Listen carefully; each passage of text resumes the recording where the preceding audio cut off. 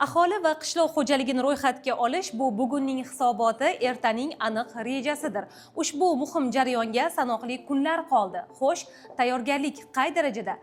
Bu maqsadda ma'lumot olish uchun biz ayni paytda Andijon viloyati statistika boshqarmasiga keldik. Aholi va qishloq xo'jaligini ro'yxatdan o'tkazish bu faqatgina qog'ozdagi raqamlar emas, bu kelajak uchun ishlaydigan haqiqiy faktlar. Har bir ma'lumot esa viloyat rivoji uchun xizmat qiladi. Shu sabab ushbu tadbir nafaqat mas'ul tashkilotlar, balki har bir fuqaroning faol ishtirokini talab etadi. Har bir uy, har bir oila bu jarayonning muhim bo'lagi va kelajak qarorlarida asosiy rol o'ynaydi.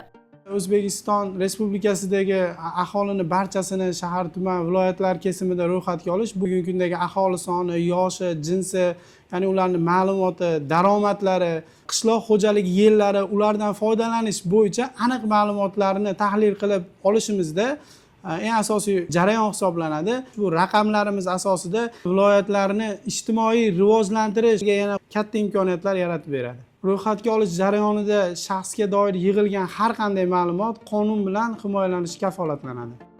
Boshqarmada ushbu jarayonlar bilan ishlash uchun ro'yxatga olish jarayonlarini tashkil etish va o'tkazish bo'limi tashkil etilgan. Hozirda bu bo'limda ish qizg'in. Aholi o'rtasida olib borilayotgan targ'ibot tadbirlari, hududlar kesimida jamlanayotgan ma'lumotlarning ishonchliligini nazorat qilish, xullas, har bir daqiqa ular uchun g'animat. Onlayn ro'yxatga olish ishlari shu yilning 15-yanvaridan 31-yanvariga qadar davom etadi. Bunda fuqarolar O'zbekiston Respublikasi Statistika qo'mitasi tomonidan ishlab chiqarilgan census.stat.uz saytiga OneID orqali kirib, o'zini ma'lumotlarni yuklashi mumkin. Ro'yxatga olish jarayonida asosiy kuch sifatida mahalla yettiligiga tayanilmoqda. Ya'ni bugunga qadar viloyatda mavjud 879 ta mahalla fuqarolar yig'inining yettiliklari o'qitildi, tajribalari oshirildi va kerakli vositalar bilan ta'minlandi.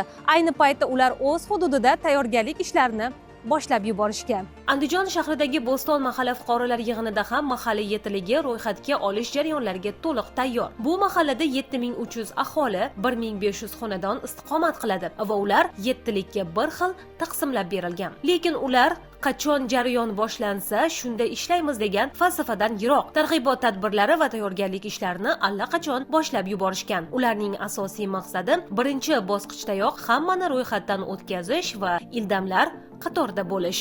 Aholi va qishloq xo'jaligini ro'yxatga olish bo'yicha shtablar tashkil qilindi. Bu yerda kunlik ma'lumotlar to'planadi. Planshetlar ajratilgan. Ro'yxatga olish 2 bosqichdan iborat. Birinchi bosqichimiz mana 15-yanvardan 31-yanvargacha olib boriladi.